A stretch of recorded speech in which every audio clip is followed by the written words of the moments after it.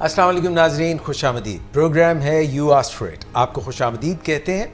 اور نیا سال بھی شروع ہوا اور نیا مہینہ بھی شروع ہوا، فیبروری کا مہینہ، اور خوش آمدید۔ جمعۃ المبارک کی شام آپ کے ساتھ ہم ہوتے ہیں پروگرام لیے ہوئے، وہ والا جس میں ڈاکٹر صداقت علی خود بھی شرکت کرتے ہیں اور ولنگ ویز کے ہونہار سائیکالوجسٹ بھی اس پروگرام میں ہوتے ہیں، اور سب سے بڑھ کر یہ کہ آپ لوگ اس کی پذیرائی کرتے ہیں اور آپ لوگ اس میں شامل ہوتے ہیں، من پسند طریقے سے آپ اس میں کامنٹس کرتے ہیں۔ آج کے پروگرام کی کچھ بات انوکھی، کچھ جدا جدا، اور وہ یہ ہے کہ ہم ڈاکٹر صداقت علی اور ہمارے باقی جو یہاں پر شرکاء موجود ہیں ان سے تعارف کے بعد یہ بات پوچھیں گے جو آپ کو بھی شاید اچنبے میں ڈال دے۔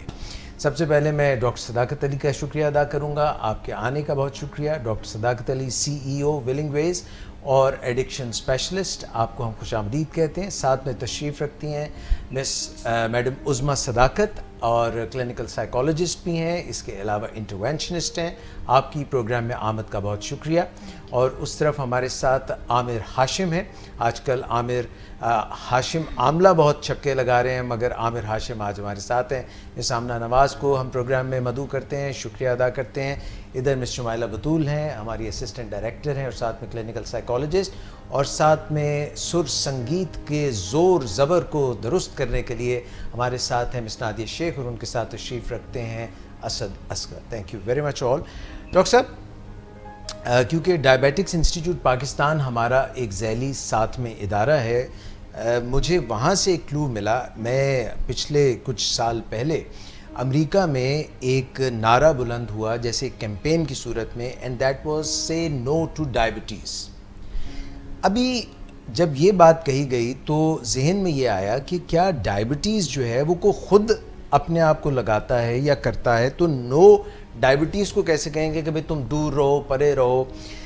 تو آپ کا تعلق جو ہے ڈائبٹیز کے علاج سے بھی رہا ہے، مگر گزشتہ 40 ایئرز سے آپ کا جو فوکس اور امپیٹس اور اوڑھنا بچھونا ہے وہ ہے ڈرگ ایڈکشن اور الکوہولزم، اس کا علاج۔ مجھے یہ بتائیے کہ کین وی سے نو ٹو ڈرگس اور الکوہول اور ایسی چیزیں جو کہ ہمیں نشہ دیتی؟ اچھا، یہ سلوگن پہلے دنیا میں جو زیادہ مشہور ہوا تھا وہ سے نو ٹو ڈرگس تھا، پھر اس کو اور چیزوں سے جوڑا گیا، سے نو ٹو ڈائبٹیز، اور آج کل جیسے ہمارے ملک میں ایک بہت سلوگن ہے پاپولر، سے نو ٹو کرپشن، جو نیب نے رواج دینا شروع کیا ہوا ہے۔ لیکن ایکچولی بات یہ ہے کہ simply saying no doesn't work, آپ کو اس کی پہلے تیاری کرنی پڑتی ہے۔ جیسے سے نو ٹو ڈرگس کی بھی آپ کو تیاری کرنی پڑے گی، اور یہ جتنا عمر کے اوائل حصے میں ہو جائے، اول حصے میں ہو جائے تو اتنا اچھا ہے۔ جیسے ماں باپ اپنے بچوں کو تیاری کروا سکتے ہیں 3-4 سال کی عمر سے چلتے ہوئے آگے، کہ کیسے ان کو یہ چیلنج کا سامنا ہوگا جب وہ ٹین ایج میں ہوں گے اور یونیورسٹی میں ہوں گے، تو انہیں سامنا ہوگا اس چیز کا کہ لوگ انہیں ڈرگز آفر کریں گے، اور کوئی ایسا دن ہوگا جب ان کا موڈ کسی وجہ سے خراب ہوگا اور وہ ڈرگز کو خوش آمدید کہہ دیں گے اور پھر اس نرغے میں پھنس جائیں گے۔ سو اسی طرح ڈائبٹیز کا اگر معاملہ ہے اور کسی کے خاندان میں ڈائبٹیز کے بہت سے مریض نظر آتے ہیں، خالہ، ماموں، چچا، پھوپھو، تو پھر یہ ٹین ایج سے ہی تیاری کرنی پڑے گی کہ وہ اپنے لائف سٹائل کو ایسا رکھیں جس میں سٹریس مینجمنٹ ہو، کھانا پینا ایسا ہو جس سے وزن نہ بڑھے، اور ایکٹیو لائف سٹائل ہو، پیدل چلنا۔ میں جم جانے کی بات نہیں کر رہا، اب جم جانا جو ہے وہ غلط سمجھا جا رہا ہے، اور ایکٹیو لائف سٹائل کافی ہے کہ روزانہ آپ اگر مختلف وقفوں میں 1 گھنٹہ پیدل چلتے ہیں تو یہ گڈ انف ایکسرسائز ہے۔ اچھا، سے نو ٹو کرپشن کو بھی اگر آپ ذہن میں رکھیں تو 2 چیزیں جو ہیں وہ ان کا بڑا آمنا سامنا رہتا ہے، جس میں سے ایک کمپٹنس ہے اور ایک کرپشن۔ تو ہر انسان جب زندگی کا آغاز کرتا ہے تو وہ ایک خاص حد تک کمپٹنٹ ہوتا ہے، اور جو وہ آگے بڑھتا ہے وہ اپنی کمپٹنس کو بھی آگے بڑھانا چاہتا ہے، لیکن جگہ جگہ ایسے پٹ فالز اینڈ ٹریپس ہوتے ہیں کہ وہ اس کی گاڑی پھنس جاتی ہے دلدل میں، اور اس کو نکالنے کے لیے وہ کئی دفعہ جگاڑ لگاتا ہے۔ کام کو جلدی کرنے کے لیے وہ غلط طریقہ کار استعمال کرتا ہے، وہ رشوت یا سفارش کا سہارا لیتا ہے اور رشوت لیتا ہے یا دیتا ہے، اس کو ہم کرپشن کہتے ہیں. غلط طریقہ کار کو ہم کرپشن کہتے ہیں. غلط طریقہ کار سے کامیابی حاصل کرنا، اس کو کرپشن کی مختلف شکلوں میں دیکھا جا سکتا ہے. تو یوں سمجھیں کہ کمپٹنس اگر ہم بر وقت بڑھا لیں تو کرپشن کی ضرورت نہیں ہوگی، لیکن اگر ہماری زندگی میں کچھ جگاڑ چل رہے ہیں، کچھ غلط طریقہ کار، کوئی سفارش، کوئی رشوت، کوئی کوشش، تو ہم اپنی کمپٹنس بڑھا کے کرپشن سے نجات حاصل کر سکتے ہیں اور آخرکار اس کو نو کہہ سکتے ہیں. سو جتنی بھی بری عادتیں ہیں جنہیں ہم ایڈکشنز کہتے ہیں، ان سے نجات پانے کے لیے ہمیں بہت جد و جہد کرنی پڑتی ہے، اور اس جد و جہد کے نتیجے میں ایک دن ہم اس کو نو کہہ سکتے ہیں. اور جب ہم صحیح طریقے سے کام کر سکیں گے تو غلط طریقے سے کام کرنے کی ضرورت ہی نہیں رہے گی. اگر ہمیں اپنا موڈ اور مزاج سنبھالنا آ جائے گا تو ہمیں پھر ڈرگز کی ضرورت ہی نہیں رہے گی، تو اسے نو کہنا بہت آسان ہو جائے گا. تو یہ ہے پہلو. سر مجھے موقع دیجئے شیطان کی وکالت کا، اور میں یہ کہنا چاہوں گا کہ ذہنی دباؤ، آج کل کے معاملات، ٹیکنالوجی کا دور، بھاگتا دوڑتا ہوا تیزی سے آگے بڑھتا ہوا دور، اور اس میں اس سارے معاملے میں کئی دفعہ ہمیں سکون کی تلاش ہوتی ہے، اور ہم چاہتے ہیں کہ کبھی ہمیں نیند آ رہی ہوتی ہے، رات کو نیند پوری نہیں ہوئی ہوتی، ہم نے کافی پینی ہے، ہم نے چائے پینی ہے، اور اپنے آپ کو الرٹ کر لینا ہے، اور موقع کی مناسبت سے شام کا، دوپہر کا وقت ہو گیا اور ابھی بہت ایک زبردست میٹنگ ہے جو کرنی ہے، اہم میٹنگ ہے، تو ہمیں چائے کافی چاہیے. یہ ایک بات. دوسری طرف میں یہ عرض کرنا چاہوں گا کہ اب رات ہو گئی ہے اور ہم ریلیکس کرنا چاہتے ہیں، ٹوٹلی جو اب ٹینشن ہے اس کو دور کرنا چاہتے ہیں. تو اگر کوئی سلیپنگ پل جس کو کہتے ہیں، یہ اینگزیولیٹک کہتے ہیں، یہ تو ڈاکٹرز بھی پرسکرائب کر دیتے ہیں. اور پھر شراب کا استعمال جو کہ تمام اعلیٰ ممالک جو ہیں، جو بڑے بڑے ترقی یافتہ ممالک ہیں، ان میں بھی ہوتی ہے. اور اب تو میریوانا کا استعمال بھی بتایا جا رہا ہے کہ لیگلائز ہے. اور پھر یہاں پہ ہمارے جو دیسی لوگ ہیں وہاں پہ چرس، گانجا اور اس قسم کی چیزیں، اور اب تو آئس جیسی چیزیں بھی آ گئیں. تو سر ایسے میں جہاں پہ یہ ضرورت ہے وہاں پہ آپ کہہ رہے ہیں سے نو ٹو ڈرگس. بات یہ ہے کہ دنیا میں بیشتر ممالک میں شراب تو باقاعدہ لیگل ہے، اور جیسا کہ بھی آپ نے فرمایا چرس بھی بہت سے ممالک میں لیگل ہے. تو کسی چیز کے لیگل ہونے سے کوئی فرق نہیں پڑتا. مٹھائیاں لیگل ہیں، میدے کی چیزیں لیگل ہیں، آپ زیادہ کھائیں گے موٹاپا ہو جائے گا، ڈائبٹیز میں مسائل آ جائیں گے، دل کی بیماری کا سامنا ہو سکتا ہے. تو کسی چیز کا لیگل ہونا کافی جواز نہیں ہے کہ ہم اسے استعمال کرنا شروع کر دیں. اس کے علاوہ جو لیگیلٹی اور انلیگیلٹی کا ایک پہلو آپ فرما رہے ہیں، تو اگر کوئی بندہ آپ کے سامنے رول ماڈل ہے اور بہت کامیابی سے افسرانہ زندگی گزار رہا ہے، یا ایک کامیاب بزنس مین ہے اور ساتھ وہ شراب پیتا ہے یا ڈرگز کرتا ہے، تو اس کے ڈرگز کرنے سے آپ کے ڈرگز کرنے کا کوئی جواز پیدا نہیں ہوتا، کیونکہ آپ نے اس کی زندگی کا ایک چھوٹا سا چنک دیکھا ہے. آگے چل کے اس کے ساتھ کیا ہونے والا ہے وہ آپ نے نہیں دیکھا.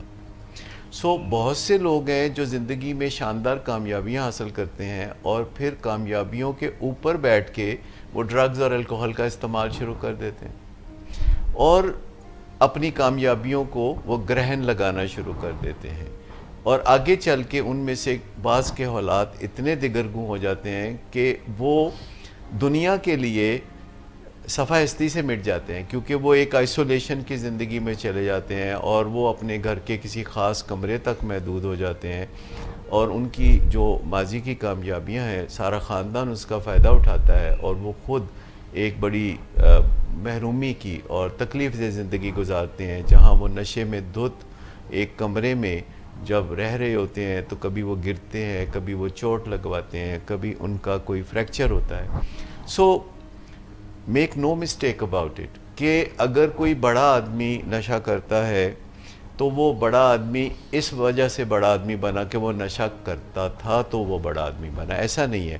لوگ بڑے آدمی بنتے ہیں اور پھر نشہ شروع کر دیتے ہیں کیونکہ بڑے آدمی ہونے کا ایک سائیڈ افیکٹ ہے کہ ٹینشنیں زیادہ ہو جاتی ہیں. جب آپ زندگی کے بڑے کھلاڑی بنتے ہیں تو اس کے کچھ سائیڈ افیکٹ بھی ہوتے ہیں. ڈیمانڈز ہوتی ہیں کام کی, یا آپ سے زمانہ ڈیمانڈ کر رہا ہوتا ہے کہ آپ اور زیادہ کچھ بہتر کارکردگی کا مظاہرہ کریں. تو کچھ لوگ جو ہیں بڑے آدمی بن کے اپنے لیے یہ دلدل کا رستہ ڈھونڈتے ہیں. لیکن اب زیادہ اس سے بھی بڑھ کے تشویشناک بات یہ ہے کہ جو لوگ ابھی کچھ بنے نہیں ہوتے, جو یونیورسٹی گوئنگ لوگ ہوتے ہیں, جو ینگ لوگ ہوتے ہیں, وہ کچھ بننے سے پہلے ہی شراب کے لیگل ہے, چرس وہ بھی اب بہت سے ممالک میں لیگل ہو گئی ہے, یا پھر بہت ساری ایسی چیزیں جو بالکل ہی لیگل ہیں جیسے چائے کافی کا استعمال. لیکن اگر آپ لٹ لے کے گھمانا شروع کر دیں گے تو کسی نہ کسی کو تو لگے گا. چائے کافی کوئی بات نہیں, آپ پی سکتے ہیں, لیکن دوپہر 1-2 بجے سے پہلے پی سکتے ہیں, کیونکہ اگر آپ شام کو پئیں گے تو وہ رات آپ کی نیند والے حصے میں انکروچ کرے گی اور آپ کو صحیح پرسکون نیند حاصل کرنے میں دشواری ہوگی, جو کہ ہماری زندگی میں سکون کا ایک بہت بڑا ذریعہ ہے نیند. اس کے ساتھ فزیکل ایکٹیویٹی جو ہے وہ ہمارے زندگی میں سکون کا ذریعہ ہے. پھر سستے کھانے, یاد رکھیں کہ ہماری زندگی میں بہت بڑا حصہ سکون کا سستے کھانوں کی مدد سے آ سکتا ہے, کیونکہ جو مہنگے کھانے ہوتے ہیں یہ زیادہ تر حفظان صحت کے خلاف ہوتے ہیں. اور سستے کھانے سے میری مراد دال ساگ ہے, سبزی ہے, اور مکئی ہے, اور گندم ہے, اور چوکر سمیت جو آٹا ہے, تو یہ اسے ہم سستا کھانا کہتے ہیں. پانی بھی سستا ہے. یہ چیزیں ہماری زندگی میں بڑی سکون کا باعث بنتی ہیں. بہت ساری چیزیں جو فری ہیں, جیسے کہ لوگوں کے ساتھ اچھے رویے رکھنا بالکل فری ہے, لوگوں کی عزت کرنا, جن رشتوں کے ساتھ آپ کا گہرا تعلق ہے ان سے چاہت کا اظہار کرنا, یہ مفت میں ہے, یہ بالکل فری آف کاسٹ ہے. آپ کی زندگی میں رومان جو کہ آپ کے لائف پارٹنر سے یا آپ کے پارٹنر سے ہے, وہ بہت سستا ہے, فری میں ہے, پر انمول ہے. پھر کچھ چیزیں ہیں جو زندگی میں جو اچیومنٹ سے ہمیں خوشی دیتی ہیں, ان کے لیے کچھ کوشش کرنی پڑتی ہے, کچھ محنت کرنی پڑتا ہے, کچھ انویسٹ کرنا پڑتا ہے. تو اس سے جب ہم کوئی کامیابی حاصل کرتے ہیں, کوئی چیز اچیو کرتے ہیں, کوئی چیز خریدتے ہیں, کوئی نئی گاڑی خریدتے ہیں, تو کچھ دنوں کے لیے ہمیں ایک ایکسٹیٹک قسم کی خوشی اس سے ملتی ہے, پھر وہ ڈکلائن کرنا شروع ہو جاتی ہے. لیکن پھر ایک اور چیز ہے, جیسے میں نے کہا کہ جو مفت کی چیزیں ہیں, جو فزیکل ایکٹیویٹی ہے, جو دیکھی جا سکتی ہیں, جو آبزرویبل بیہیویئر ہے, ان سے ہمیں بنیادی خوشی ملتی ہے, پھر اچیومنٹ سے بنیادی خوشی ملتی ہے. لیکن اصل جو بہت ہی اونچے درجے کی خوشی ہے وہ ہمیں صحیح خیالات سے ملتی ہے, صحیح پیراڈائم سے ملتی ہے.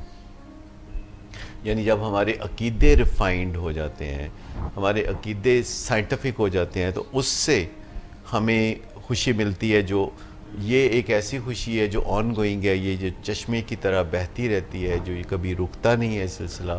اگر ہمارے خیالات کی رو اچھی بہہ رہی ہے تو آپ سمجھیں کہ ہمارے اندر خوشی کا ایک مسلسل چشمہ رواں دواں ہے, جس سے ہم زندگی کا لطف اٹھاتے ہیں. ہم ایک چھوٹی سی بریک لیں گے, بریک سے پلٹ کے آئیں گے تو مس شمائلہ بطول کا بھی سوال ہوگا, اور کچھ سوالات میرے ذہن میں بھی خود بدھ کر رہے ہیں, وہ بھی پوچھوں گا میں. All it's going to happen right after the break.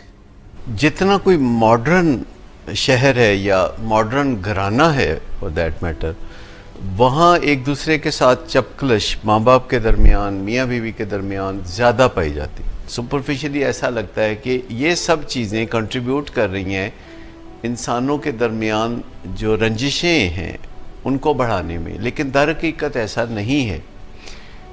بات اصل میں یہ ہے کہ ہم نے جہاں زندگی کے بہت سارے شعبوں میں ترقی کی ہے, وہاں تبادلہ خیالات کے شعبے میں ترقی نہیں کی. مذاکرات جو گھروں میں بھی والدین اور اولاد کے درمیان ہوتے ہیں, ان کو بائی پاس کر کے لوگ دھمکیوں سے کام چلانا چاہتے ہیں. اس بات کا امکان ضرور ہے کہ آپ کو کسی سے مہربانی مل جائے, پر زیادہ تر لوگوں سے آپ کو جواباً مہربانی ملے. یہ کچھ سائنس کا کلیہ نہیں ہے, یہ نیوٹن کا تیسرا قانون نہیں ہے. والدین اور اولاد کے درمیان جو سب سے بڑا کانفلکٹ ہے وہ تعلیم و تربیت کا ملا جلا سا مسئلہ ہے. کچھ عرصہ پہلے تک تو یہ زیادہ تر ماں باپ کو جو تکلیف پہنچتی تھی وہ بیٹوں کی طرف سے پہنچتی تھی، اور اب یہ نیا فینومینا ہے کہ پچھلے کوئی 10 سال سے کثرت سے والدین ہم سے رابطہ کرنے لگے ہیں کہ ان کی بیٹیاں جو یونیورسٹی میں پڑھتی ہیں وہ خاندان کی ویلیوز کو پامال کرنا چاہتی ہیں. ٹریننگز ہیں وہ بہت ضروری ہو گئی ہیں، کیونکہ پہلے جو پیرنٹنگ تھی وہ ہم اپنے ماں باپ کو دیکھ کے سیکھتے تھے، اپنے رشتہ داروں کو دیکھ کے سیکھتے تھے. اب یہ جو آرڈینری پیرنٹنگ سکلز ہیں یہ بچوں کے ساتھ معاملات طے کرنے کے لیے کافی نہیں ہے. یہ قبل از وقت ہمیں ماہرین سے سیکھنا چاہیے کہ کس موقع پہ بچہ کیا بات کرے تو ہم نے اس کو کیا جواب دینا ہے. میں بار بار دہراتا رہتا ہوں کہ جب بھی کوئی مسئلہ ہو تو ہمیں گوگل پہ جا کے اس مسئلے کے لیے کی ورڈز یوز کرنے چاہیے، یوٹیوب پہ جانا چاہیے. ہماری ویب سائٹ موجود ہے، ہمارا پیج موجود ہے جس کی 25 لاکھ سے زیادہ لائکس ہیں، اور یوٹیوب پہ اور فیس بک کے اوپر کو 5000 کیا بات کرے تو ہم نے اس کو کیا جواب دینا ہے. میں بار بار دہراتا رہتا ہوں کہ جب بھی کوئی مسئلہ ہو تو ہمیں گوگل پہ جا کے اس مسئلے کے لیے کی ورڈز یوز کرنے چاہیے، یوٹیوب پہ جانا چاہیے. ہماری ویب سائٹ موجود ہے، ہمارا پیج موجود ہے جس کی 25 لاکھ سے زیادہ لائکس ہیں، اور یوٹیوب پہ اور فیس بک کے اوپر کو 5000 ویڈیوز ہیں جو زندگی کے مختلف امور میں بہت اچھے طریقے سے آپ مفت میں رہنمائی حاصل کر سکتے ہیں. جتنا ویلکم بیک ناظرین. مس شمائلہ، ڈاکٹر صداقت کی بات سن کے تو میں ان کی طرف اب نہیں رخ کر رہا، کیونکہ انہوں نے یہ باتیں کی ہیں کہ ڈرگز جیسے کہ معاشرے سے بالکل صفحہ ہستی سے مٹ جانی چاہیے، اور صفر ٹالرنس ہے اس کے لیے، مکمل عدم برداشت الکوہل کے لیے، نشوں کے لیے، ڈرگز کے لیے. آپ کی طرف میں رجوع کرتا ہوں کیونکہ مجھے آپ سے کچھ امید ہے. مجھے یہ بتائیے کہ وہ لوگ جو سارا دن کام کرتے ہیں، میں نے جیسے پہلے بھی کیا، مجھے ایک یاد آگے بڑے مشہور سیاستدان بھی تھے اور لیڈر بھی، تو انہوں نے کہا باقاعدہ کہ میں سارا دن کام کرتا ہوں تو تھوڑی سی اگر پی لیتا ہوں تو کیا جرم کرتا ہوں. پھر ایک گانا بھی ہے کہ ڈاکہ تو نہیں ڈالا، چوری تو نہیں کی، تھوڑی سی جو پی لی. اسی طرح بچے ماشاءاللہ پڑھائی کرتے ہیں، گریڈز کے پیچھے بھاگتے ہیں، ماں باپ کہتے ہیں گریڈ، وہ اگر جا کے ایکسٹیسی لے لیتے ہیں، کوئی پارٹی کر لیتے ہیں، تھوڑا بوز کر لیتے ہیں، تو کیا برا کرتے ہیں؟ پلیز دیکھیں، اس میں ڈیفینیٹلی ڈاکٹر صاحب ڈیٹیل میں آنسر دیں گے. زیرو ٹالرنس کا مطلب ہی یہ ہے کہ یہ آگے رہنا نہیں ہے یہ ساری چیزیں. یعنی آج اگر آپ اپنے آپ کو اس طرح کی ایڈز کے ساتھ اور اس طرح کی جسٹیفیکیشن دے کے، جو کہ ہمارے انوائرمنٹ میں بہت زیادہ ہے، and I really want to ask doctor صاحب کہ اس ڈینائل کو کیسے بریک کیا جائے. کیونکہ ایٹ دی اینڈ جیسے ایک بچہ اسٹریٹ ایز لے رہا ہے اور اس پیراڈائم کے ساتھ کہ مجھے اب تو پارٹی کرنی چاہیے اور اس میں کوئی حرج نہیں ہے کہ تھوڑا سا اسٹیمولنٹ ڈرگس کا استعمال کر لیا جائے، اچھا گریڈز کو اچیو کرنے کے لیے. سو جب ان کی پریکٹس کا یا جب ان کے کام کا کریئر بنانے کا ٹائم آئے گا تو اس وقت تک وہ کیپیبل ہی نہیں رہیں گے. So that's why I think کہ زیرو ٹالرنس ہونی چاہیے. But apart from that sir, میرا بھی ایک کوشچن تھا بیفور ہم بریک پہ جانے سے پہلے، کہ یہ اویئرنیس جسے ہم یہاں پر as a mental health professional اس کو پڑھتے ہیں، ناؤ وی ریئلائز دیٹ، ہم نے بکس پڑھی سائیکالوجی کی سب کچھ، لیکن ناؤ وی ریئلائز دیٹ کہ یہ کتنی لازمی ایکشنز ہیں ہم سب کی لائف میں. انوائرمنٹ میں فیملیز کے ساتھ جب ہم کام کرتے ہیں تو پیرنٹس باقاعدہ سر ایڈوکیٹ کرتے ہیں اس بات کو کہ الکوہل میرے فلاں بھی پیتے تھے، ان کے اتنے حالات خراب نہیں تھے تو شاید اس میں کوئی حرج نہیں ہے. یعنی they are not clear about it کہ ان کے بچے کا یا لوڈ ون کا لائف سٹائل چینج ہونے کی ضرورت ہے. وہ خود بھی ایک ڈینائل میں رہتے ہیں کہ نہیں، کہیں خرابی کہیں اور ہے، یہ حل نہیں ہے. اور دوسری بات، یہ بہت مشکل ہے. یعنی ان کو یہ بھی لگتا ہے کہ اٹس ویری ڈیفیکلٹ کہ ہم کیسے اتنی اسٹرکٹنیس لے ہیں، ان کو یہ اسٹرکٹنیس لگ رہی ہوتی ہے. دیکھیے، پچھلے 40-50 سال میں جو میں نے دیکھا ہے دنیا میں ڈرگس کا جو رجحان بڑھتا ہوا، اس پہ ایک نظر ڈالتے ہوئے بڑی وحشت ہوتی ہے کہ یہ بڑھ رہا ہے معاملہ. اور یہ صرف یہ بیماری نہیں بڑھ رہی، اور بھی کئی بیماریاں بڑھ رہی ہیں. مثال کے طور پر پاکستان میں 1975 میں صرف 2% لوگ ڈائبٹیز کا مرض کا سامنا کرتے تھے. آج 10% لوگ ڈائبٹیز کے مرض کا سامنا کرتے ہیں. اور WHO نے اسی وقت وارننگ دے دی تھی کہ آئندہ آنے والے وقتوں میں یعنی 2025 تک انہوں نے کہا تھا کہ 10% لوگ ڈائبٹیز میں مبتلا ہوں گے, اور ابھی 2019 ہے. ایسی پریڈکشنز اگرچہ اس وقت WHO نے یا کسی نے آج سے 40-50 سال پہلے نہیں کی تھی کہ دنیا میں ایڈکشن کا معاملہ بہت بڑھ جائے گا, لیکن میرے دیکھتے دیکھتے یعنی پچھلے 40 سال میں جب میں یہ کام کر رہا ہوں تو بہت ہی ہوش ربا قسم کے معاملات سامنے آ رہے ہیں کہ ہمیں یونیورسٹیز میں باقاعدہ یعنی ڈرگ ایڈکشن کی وبا کا سامنا ہے. اور آج کل یونیورسٹی میں بچوں کو بھیجتے ہوئے والدین ڈرتے ہیں کہ ان کو ہم تعلیم کے زیور کے لیے یونیورسٹی بھیج رہے ہیں تو یہ کوئی ڈرگز کی مصیبت لے کے وہاں سے واپس نہ آئے. سو یہ اب کوئی ایسا معاملہ نہیں رہا جو کسی کا معاملہ ہے, یہ ہم سب کا معاملہ ہے.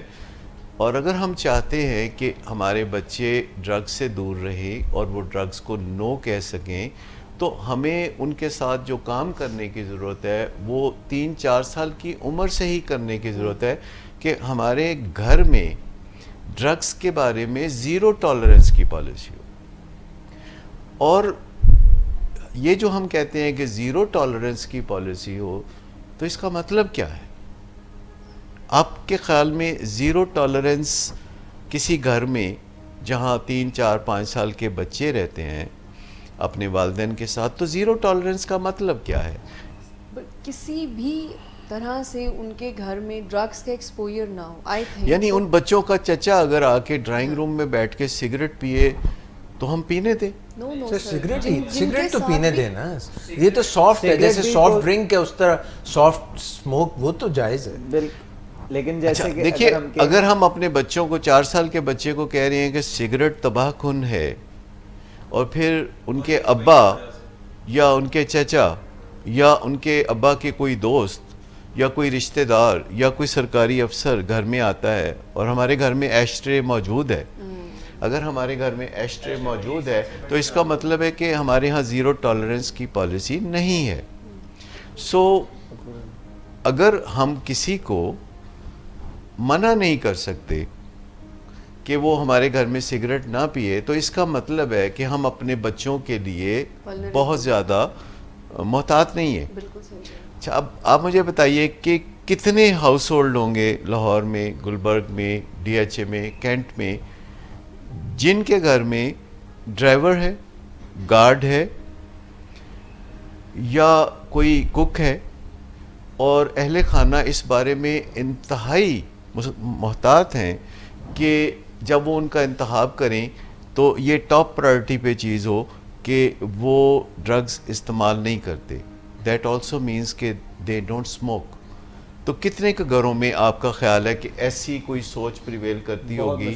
بڑے گھروں میں بہت مشکل ہے سر. ڈرگز تو میں بھی ہو سکتا ہے لیکن سگریٹ کے بارے میں تو میں کہتے ہیں کہ 0% سے بھی نیچے ہوگی کوئی گھر ہوں گے, چند ایک کاؤنٹیبل ہوں گے گھر جو کہ ہم کر سکتے ہیں. حکا پانی تو سگریٹ چائے تو بند نہیں کر سکتے, بلکہ سم ٹائمز اس کے لیے الگ سے پیسے بھی دیتے ہیں. حکا پانی بند کرنا, سگریٹ چائے بند کرنا تو بڑی بری بات ہے. اچھا مجھے یہ بتائیے کہ اگر کوئی گھر کا ملازم یعنی گارڈ, کک یا آپ کا گاڑی کا ڈرائیور سگریٹ پیتا ہے تو ایک 4 سال کا بچہ جو کہ اس کی گود میں بھی کھیلتا ہے, جو ڈرائیور اس کو بازار سے بسکٹ یا چوئنگم بھی لے کے دیتا ہے, جو گارڈ یا ڈرائیور یا کچن میں کام کرنے والا کک یا ہیلپر اس کو ناشتہ بھی دیتا ہے اور اس کے ایک کہنے پہ آواز پہ بھاگا چلاتا ہے کہ یہ پانی کا گلاس ہے, یہ فلاں چیز ہے, یہ آپ کا بستہ ہے.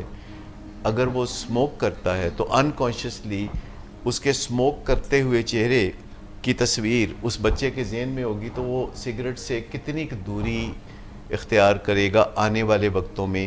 کیونکہ بعض اوقات آپ دیکھتے ہیں کہ لوگوں کو رائٹ اینڈ رانگ کے بارے میں بالکل پتہ ہوتا ہے لیکن وہ ایگزیکٹلی اپوزٹ بیہیویئرز میں جا رہے ہوتے ہیں. آپ نے دیکھا لوگوں کو پتہ ہے کہ زیادہ کھانے سے موٹاپا ہوتا ہے اور لوگ اس بارے میں بڑے کانشیس بھی ہوتے ہیں, لوگ اس بارے میں بہت ارادوں کا بھی اظہار کرتے ہیں کہ وہ وزن نہیں بڑھانا چاہتے, لیکن جب وہ صبح بیٹھ کے ناشتہ کرتے ہیں تو آپ ان کو دیکھ کے حیران ہو جاتے ہیں کہ وہ 1 پراٹھا 2 پراٹھا اور پھر انڈے اور پھر یہ اور پھر لسی یہ سب کر رہے ہوتے ہیں. تو اس کا مطلب یہ ہے کہ محض جان لینا کہ رائٹ اینڈ رانگ کیا ہے کافی نہیں ہے. ہمارے کال و فیل میں تضاد بڑی عام بات ہے اور ہمیں اپنے کال و فیل کے تضاد کو ختم کرنے کے لیے بہت تیاری کرنی پڑتی ہے. اس میں یہ جو گھروں میں مجھے بتائیے کہ اگر کوئی سگریٹ پیتا ہے جو کہ وہ آپ کی اجازت سے پیتا ہے تو کیا وہ چرس نہیں پی سکتا؟ سر وہ سیف ہوگا نہیں. یعنی موسٹلی یہاں پر پیشنٹس جب اپنا ہسٹری بتاتے ہیں ڈرگ کی تو زیادہ تر وہ یہی فیملیز کو بتا رہے ہوتے ہیں, کیونکہ فیملیز یہ بہت زیادہ پوچھنا چاہتی ہے کہ پہلی دفعہ تم نے کب کیا, کس نے لگایا تمہیں. تو ڈرائیورز کا نام زیادہ آ رہا ہوتا ہے کہ ڈرائیور نے یا تو ڈرائیور کو پتہ ہوتا ہے کہ میں اس کے ساتھ جا کے پیتا تھا, اس نے آج تک گھر نہیں بتایا. اس طرح کے سین. ڈاکٹر صاحب میں معذرت کے ساتھ آپ سختی کر رہے ہیں, اس لیے کہ اگر کوئی کوکا کولا پیتا ہے تو ہو سکتا ہے وہ شراب نہ پیتا ہو. پھر اگر ڈرائیور ہے, کوک ہے, تو وہ گھر کے اندر گھر کی 4 دیواری میں کمروں میں نہیں پی رہا, باہر جا کے ریلیکس کرنے کے لیے پی رہا ہے. اسی طرح بچہ جو ہے وہ اس کے سامنے اگر وہ پی بھی رہا ہے تو اس کو تو یہ کہے گا کہ بیٹا یہ مجھے بری عادت پڑ گئی ہے, آپ نہ پئیں. ڈاکٹر اعجاز آپ مجھے بتائیے کہ کیا میں نے پچھلے 5 سال میں آپ کو کافی آفر کی؟ سر وہ آپ نے چھوڑ دی, اب تو کرتے نہیں. پہلے میں آتا تھا, اتنا زبردست روما ہوتا تھا, اتنی زبردست چیزیں ہوا کرتی. تو ڈاکٹر اعجاز اگر میں کافی پیتا تھا تو میں آپ کو کافی آفر کرتا تھا جی. اب جب میں کافی پیتا نہیں تو میں آپ کو آفر نہیں کرتا. تو جو ایک ڈرائیور یا گارڈ یا کوک سگریٹ پیتا ہے تو وہ کسی بچے کے ذہن میں یہ خیال بھی ڈالے گا, اور وہ بچہ جب ٹین ایج کو پہنچے گا اور اس کے ساتھ وہ اسکول جاتا ہے یا بعد میں یونیورسٹی جاتا ہے تو ان کے درمیان یہ سگریٹ کا لین دین ہو سکتا ہے. کیونکہ جو کام ہم خود کرتے ہیں وہ ہم دوسروں کو بھی ضرور آفر کرتے ہیں. مجھے نہیں یاد پڑتا کہ آج سے 10 سال پہلے کوئی بھی بندہ مجھے ملتا ہوگا تو میں اس کو کافی آفر نہیں کرتا ہوگا, کیونکہ میں اس وقت کافی کا بڑا شوقین تھا. تو پھر میں نے کافی چھوڑ دی. اب میں چائے کے 1-2 کپ پیتا ہوں اور چائے میں کبھی کسی دوسرے کو بھی آفر کر دیتا ہوں. تو ہمارے گھر میں اگر کوئی ایسے لوگ آنے جانے والے ہیں جو کہ سگریٹ پیتے ہیں اور ہم سمجھ رہے ہیں کہ وہ صرف سگریٹ پیتے ہیں, تو ہم کس بنیاد پر یہ سمجھ رہے ہیں کہ وہ سگریٹ پیتے ہیں؟ دس از ٹوٹل ڈینائل. اچھا, ایک ہم پیرنٹس کا ڈیلیما یہ ہے کہ ہمیں لگتا ہے کہ جو بات ہم اپنے بچوں کو بتائیں گے بچے اسی کو پک کریں گے, جبکہ بچے وہ چیزیں پک کرتے ہیں جو ہم کر رہے ہوتے ہیں یا وہ ہمیں کرتے دیکھ رہے ہوتے ہیں. یعنی وہ ماڈلنگ کے تھرو سیکھ رہے ہوتے ہیں, وہ پیرنٹس کی تقلید کرتے ہیں. جب ہمارے انوائرمنٹ میں کوئی ایسا بندہ جو کہ ہمارا گیسٹ ہے یا ہمارا کوئی ڈرائیور ہے وہ سگریٹ اسموک کرتا ہے تو ہم سب کانشیسلی یا انکانشیسلی یہ اپروول دے رہے ہیں اپنے بچوں کو that it is okay to smoke. ٹھیک, ونس سگریٹ کا سٹیپ وہ کور کر لیتے ہیں تو اس کا مطلب ہے کہ باقی سب بھی اجازتیں اب لینے کی ضرورت نہیں, کیونکہ آپ نے گیٹ وے کو اوپن رکھ دیا. سیکنڈلی ایک امپورٹنٹ فیکٹر یہ بھی ہے, جیسے آپ پروگرام کے شروع میں بات کر رہے تھے, امریکہ میں مجھے لگا کہ جیسے سارے ہی لوگ وہاں پہ ڈرنک کرنے والے ہیں یا سارے ہی لوگ جن ملکوں کے اندر اجازت ہے میروانہ کی تو everybody is going to buy it and using it. ان تمام کنٹریز کے اندر اگر آپ اس کو کلوزلی آبزرو کریں گے تو انڈر ایج 21 آپ کسی بھی لیکر شاپ پہ جا کر لیکر بائی نہیں کر سکتے. آپ کے پاس آئیڈینٹی ہونا ضروری ہے کہ آپ اوور 21 ہیں, اینڈ آفٹر دیٹ وہ آپ کو دیں گے. اگر آپ انڈر 21 ہیں تو وہ شاپ کیپر کبھی بھی آپ کو لیکر بیچے گا. مزمہ میں یہی بات کہنا چاہ رہا تھا کہ جب بچے لیگل ہو جائیں, یعنی 18 یا 20 یا جو بھی لیگل ایج ہے ہو جائے, پھر تو استعمال نہیں. میری بات سن لے, مجھے کمپلیٹ کرنے دے. سیکنڈلی جب ہم سگریٹس کی بات کرتے ہیں تو امریکہ میں یا یورپ میں انڈر ایج 18 آپ سگریٹ بائی جا کر نہیں کر سکتے. اگر آپ جاتے ہیں تو وہ آپ کو سگریٹ نہیں لینے دیں گے, جبکہ ہمارے یہاں پہ کسی بھی شاپ پہ بعض اوقات پیرنٹس ہی, کوئی فادر پیسے دے کے اپنے بچے کو بھیجتا ہے کہ جا کے گلی کی نکڑ سے مجھے سگریٹ لا دو. جب وہ لے کر آ رہا ہے تو اس کا مطلب ہے آپ اپنے بچے کو لاکھ یہ کہتے رہیں کہ تم بڑے ہو کر سگریٹ مت پینا، سگریٹ پینا بڑی بری بات ہے، مجھے تو لگ گئی ہے لیکن تم اس طرف مت جانا، لیکن آپ کو خرید کر جب وہ دے رہا ہے تو یہی وہ جگہ ہے جب اس کے اندر یہ چیزیں بیٹھنا شروع ہوتی ہیں کہ اگر میرے ابا یہ کر سکتے ہیں تو پھر مجھے بھی ضرور کرنا چاہیے۔ عظمیٰ مجھے یہاں تھوڑی سی ریزرویشن ہے کہ یہ جو میسج ہے کہ انڈر 21 آپ شراب نہیں خرید سکتے اور انڈر 18 آپ سگریٹ نہیں خرید سکتے، تو اس کا ایک ریورس مطلب بھی ہے کہ آفٹر 21 آپ شراب خرید سکتے ہیں اور آفٹر 18 آپ سگریٹ پی سکتے ہیں، تو اس کا مطلب ہے کہ خرابی کوئی ایج کے اندر ہے، سگریٹ کے اندر اور شراب کے اندر کوئی مسئلہ نہیں ہے۔ خرابی اصل میں ہماری کسی عمر میں ہوتی ہے جس میں قباحت نہیں لگانی اپنے آپ کو، اور اس کے بعد جو قباحت ہے اس کو ہم ویلکم کہتے ہیں۔ دیکھیں پیرنٹل گائیڈنس سے آپ وہ فلم دیکھ سکتے ہیں جو آپ پہلے نہیں دیکھ سکتے۔ دیکھیں ہمارے ہاں ایک دن میں نے دیکھا جو ریہیب سینٹر میں سیڑھیاں چڑھتے ہوئے ایک مریض دوسرے کو کہہ رہا تھا کہ یار میرا خیال ہے کہ اب تمہارے حالات نشہ کرنے کے نہیں ہیں تو تم نشہ نہ کیا کرو، فزیکلی خراب ہو۔ تو کسی تیسرے نے سنا تو اس نے کہا کہ یار یہ تو بہت سمجھدار ہو گیا ہے، اور اس نے مجھے آ کے رپورٹ کیا کہ فلاں پیشنٹ فلاں کو کہہ رہا تھا یار تمہارے حالات اب نشہ کرنے والے نہیں ہیں تو تم نشہ چھوڑ دو۔ میں نے کہا اصل میں وہ یہ کہہ رہا تھا کہ میرے حالات ہیں۔ سو ہماری یہ جو لیگل کی جو ہم بات کرتے ہیں، زیرو ٹالرنس کے اوپر جب ہم بات کرتے ہیں تو اگر ہمیں اپنے بچے عزیز ہیں تو ہمارے گھر میں کوئی ایسا ملازم نہیں ہونا چاہیے جو اسموکر ہو، کیونکہ اسموکنگ جو لوگ سرے عام کرتے ہیں اس بات کا زیادہ بڑا امکان ہے کہ وہ خفیہ طور پر چرس بھی استعمال کرتے ہیں، اور ہم ابھی تو یا اوپیم افیم کھا رہے ہوتے ہیں جو ملازمین ہیں۔ اچھا اب ایسے لوگ بچوں کے لیے انسیف کیوں ہیں؟ مثال کے طور پر ایک ملازم ہے گھر کا جو سگریٹ پیتا ہے، آپ کے علم میں ہے، اور وہ اوپیم استعمال کرتا ہے یا چرس پیتا ہے جو آپ کے علم میں نہیں ہے، اور اس کے اندر ایک رغبت پیدا ہوتی ہے آپ کے کسی بچے کو مولیسٹ کرنے کے حوالے سے، اور وہ رغبت جب پیدا ہوتی ہے تو جو چرس پینے والا ہے، جو افیم کھانے والا ہے، جو سگریٹ پینے والا ہے، تو وہ اگلا قدم اٹھا لے گا اور وہ ایسا کر گزرے گا، اور جو بندہ نشہ نہیں کر رہا اس کے دل میں 10 دفعہ خیال آئے گا تو 11 دفعہ یہ بھی خیال آئے گا کہ یہ کام مجھے نہیں کرنا، اس کی سزا ہو سکتی ہے، یہ ویلیوز کے خلاف ہے، اس سے میں مصیبت میں پڑ سکتا ہوں۔ لیکن ایک نشہ کرنے والا بندہ زیادہ فکر نہیں کرتا، وہ رسک لے سکتا ہے، وہ انہیبیشن اس کی جو ہے وہ ختم ہو جاتی ہے۔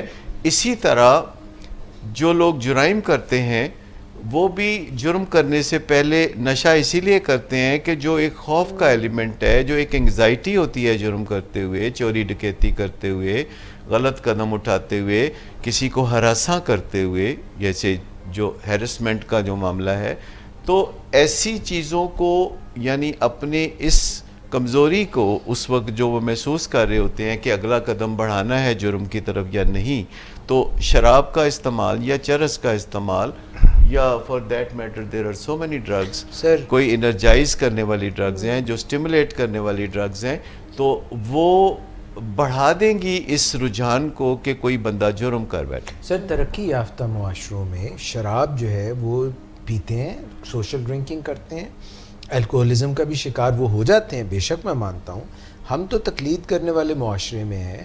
اور دوسری بات سر یہ ہے کہ اگر کوئی شخص جو ہے وہ شراب پیتا ہے تو وہ جو آپ نے فرمایا کہ ڈس انہیبٹ ہو جاتا ہے اور اس کی پروپینسٹی ایکسیڈنٹ کرنے کی یا کوئی کرائم کرنے کی زیادہ ہو جاتی ہے۔ پر سر سگریٹ کا تو اس زمرے میں نہ لائیں۔ اجاز بھائی معذرت کے ساتھ کہ ترقی یافتہ ممالک اس لیے نہیں ہے کہ وہاں شراب لیگل ہے یا وہاں چرس لیگل ہے، یہ ان ممالک کے روگ ہیں۔ اگر آپ دیکھیں تو امریکہ میں 2.5 کروڑ الکوہلکس ہیں، اور یہ ان کے معاشرے میں روگ کی طرح ہے جو کہ سڑکوں پہ ایکسیڈنٹس کا باعث بنتے ہیں اور بہت ساری معاشرتی قباحتوں کا باعث بنتے ہیں۔